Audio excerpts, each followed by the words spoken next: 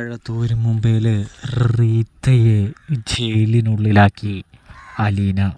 അങ്ങനെ പ്രിയ പ്രേക്ഷകരെ, പ്രിയ കൂട്ടുകാരെ, മഴത്തോരു മുമ്പേലാണെങ്കിൽ റീത്തയുടെ അവസാനമാണ് നമുക്ക് കാണാൻ കഴിയുക. അധികം വൈകാതെ ഇങ്ങനെ ഒരു എപ്പിസോഡ് നമ്മൾ പ്രേക്ഷകരുടെ മുൻപിലേക്ക് വരാനായിട്ട് പോവുകയാണ്.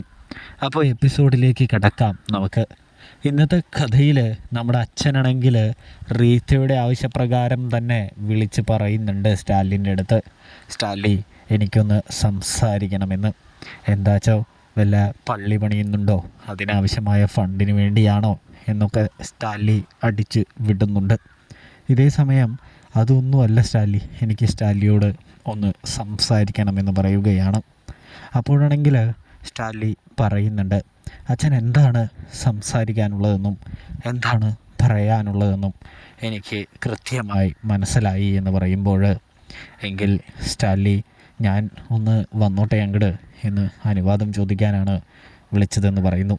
ഞാൻ വരുന്നതിൽ സ്റ്റാലിന് വല്ല ബുദ്ധിമുട്ടുണ്ടോ? സ്റ്റാലി ഫ്രീ ആണോ? ഫ്രീ ആയൊരു ദിവസം പറഞ്ഞാൽ ഞാൻ ആ ദിവസം നോക്കി അവിടേക്ക് വരാമെന്ന് പറയുന്നത് കാണാൻ സാധിക്കുന്നുണ്ട്. ഇതേ സമയമാണെങ്കിൽ നമ്മുടെ സ്റ്റാലിയാണെങ്കിൽ അച്ഛൻ ഇവിടേക്ക് വരുന്നത് കൊണ്ട് എനിക്ക് യാതൊരു ബുദ്ധിമുട്ടോ കാര്യമോ ഒന്നും തന്നെ ഇല്ല എന്ന് പറയുന്നത് കാണാൻ കഴിയുന്നുണ്ട്. തുടർന്ന് 2 ദിവസം ഞാൻ കുറച്ച് തിരക്കായിരിക്കുമെന്നും 2 ദിവസം കഴിഞ്ഞ് അച്ഛന് ഇഷ്ടമുള്ള സമയം വിളിച്ചിട്ട് വരാമെന്നും പറയുന്നത് കാണാൻ കഴിയുന്നുണ്ട്. പിന്നെ അച്ഛൻ സംസാരിക്കാനല്ലേ വരുന്നത്, തല്ല് പിടിക്കാനൊന്നുമല്ലല്ലോ. അതുകൊണ്ട് തന്നെ എനിക്ക് ഭയമോ കാര്യങ്ങളോ ഒന്നും തന്നെ ഇല്ല എന്ന് പറയുന്നത് കാണാൻ സാധിക്കുന്നുണ്ട്. അപ്പോൾ ശരി സ്റ്റാലി, ഞാൻ വരാമെന്ന് പറയുന്നു. അങ്ങനെ 2 ദിവസം കഴിയുകയാണ്. സ്റ്റാലിനെ വിളിച്ചുകൊണ്ട് വികാരി അച്ഛൻ വന്നെത്തുകയാണ്. സ്റ്റാലി, എന്താണ് പ്രശ്നം? നിങ്ങൾക്കിടയിൽ എന്താണ് കാര്യമുള്ളത്? എന്താണ് സംഭവം നടക്കുന്നത് എന്ന് ചോദിക്കുന്നു. ഞങ്ങൾക്കിടയിൽ ഒരു സംഭവവും നടക്കുന്നില്ല അച്ഛാ.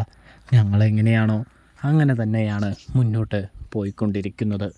അവർക്ക് എന്നെയും വേണ്ട, എനിക്ക് അവരെയും വേണ്ട എന്ന് പറയുന്നു. സ്റ്റാലി, അങ്ങനെ പറഞ്ഞാൽ എങ്ങനെയാണ് ശരിയാവുന്നത്?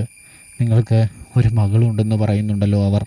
അവരാണെങ്കിൽ ഒരു യുദ്ധത്തിന് അവിടെ നിൽക്കുകയാണ് എന്ന് പറയുമ്പോൾ, എന്ത് യുദ്ധത്തിന് വന്നാലും എങ്ങനെ യുദ്ധത്തിന് വന്നാലും അവർക്ക് എൻ്റെ മോളെ ഒന്ന് തൊടാൻ പോലും സാധിക്കില്ല എന്ന് സ്റ്റാലി പറയുന്നത് കാണാൻ കഴിയുന്നുണ്ട്.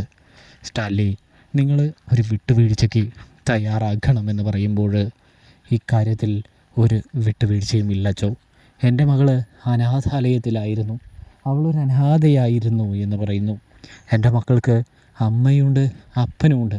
പക്ഷേ എൻ്റെ മക്കൾക്ക് അമ്മയും റീത്ത എന്ന് പറയുന്ന ആ ദുഷിച്ച സ്ത്രീയും മതി. എന്നെ വേണ്ട, അപ്പനെ വേണ്ട. അപ്പോൾ എനിക്ക് സ്നേഹിക്കാനും എന്നെ സ്നേഹിക്കാനും ആരൊക്കെയെങ്കിലും വേണമല്ലോ അച്ചോ എന്ന് നമ്മുടെ സ്റ്റാലി അച്ഛനോട് പറയുകയാണ്. ഇതേ സമയമാണെങ്കിൽ സ്റ്റാലി, നിങ്ങളിങ്ങനെ ബലം പിടിക്കരുതെന്ന് പറയുമ്പോൾ, ഞാൻ ബലം പിടിക്കുന്നൊന്നുമല്ല അച്ഛാ.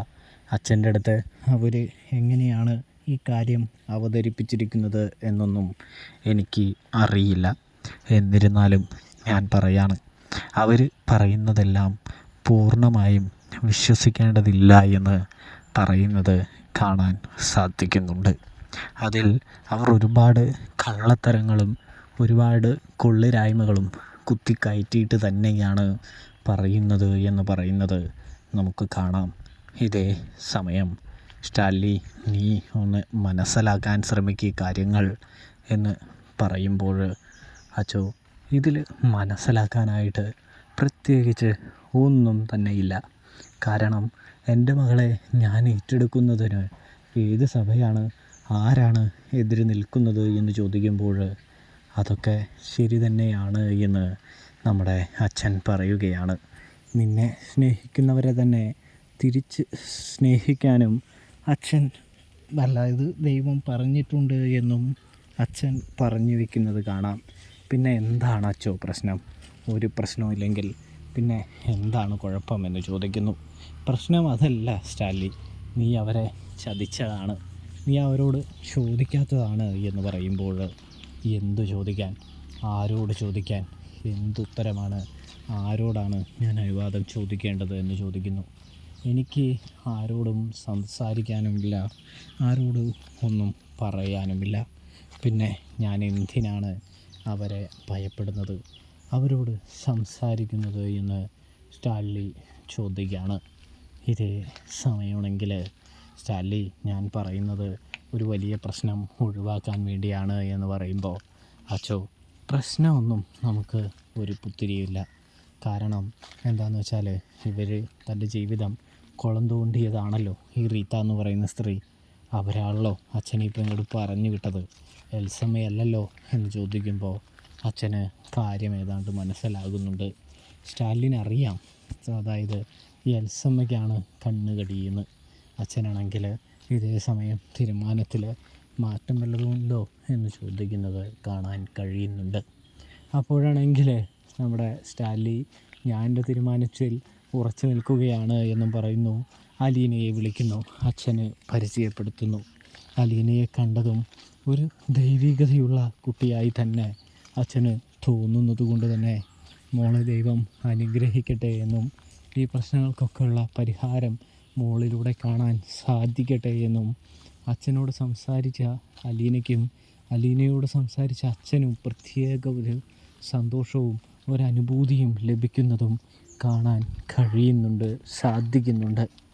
തുടർന്ന് നമുക്ക് കാണാൻ കഴിയുന്നത് എന്ന് പറഞ്ഞു കഴിഞ്ഞാൽ നമ്മുടെ സ്റ്റാലിയാണെങ്കിൽ അച്ഛനെ യാത്ര അയക്കുന്നതാണ്, പറഞ്ഞു വിടുന്നതാണ്. ഇതിനു മുമ്പ് റീത്തയുടെ ചതികൾ അച്ഛനും അറിയണമെന്ന് പറഞ്ഞുകൊണ്ട് തന്നെ അച്ഛനോട് റീത്തയുടെ ചതികൾ സ്റ്റാൻലി പറയുന്നുണ്ട് എന്ന് കാണാനായിട്ട് സാധിക്കും. ചതികളറിഞ്ഞ നമ്മുടെ അച്ഛനാണെങ്കിൽ ആക്കി ഞെട്ടുന്നുണ്ട്. കൂടാതെ തന്നെ റീത്തയ്ക്ക് ആൻറ്റിക്കുള്ളത് പണി അധികം വൈകാതെ തന്നെ കൊടുക്കുമെന്നും എന്നെ പുറത്താക്കാൻ ശ്രമിക്കുന്നവർക്ക് ഞാൻ ആരാണെന്ന് കാണിച്ചു കൊടുക്കുമെന്നും അലീനയും പറയുന്നുണ്ട്. എല്ലാ കാര്യവും ഒരു തുള്ളി പോലും വിടാതെ പറയുന്നുണ്ട്. പൈസ തട്ടാൻ നോക്കിയതും ഇവിടെയുള്ള കാര്യങ്ങളും അവരെ അനുസരിക്കുന്ന കാര്യങ്ങളും എല്ലാം തന്നെ അലീന പറയുന്നുണ്ട്. തുടർന്ന് പൈസ തട്ടിയതിന് കേസ് കൊടുക്കാൻ പോവുകയാണെന്നും പറയുകയാണ്. ഒടുവിൽ നമ്മുടെ അലീന പറഞ്ഞതുമാതിരി തന്നെ സ്റ്റാലിൻ ചെയ്യുന്നുണ്ട്, കേസ് കൊടുക്കുന്നുണ്ട് എന്ന് കാണാൻ കഴിയുന്നുണ്ട്.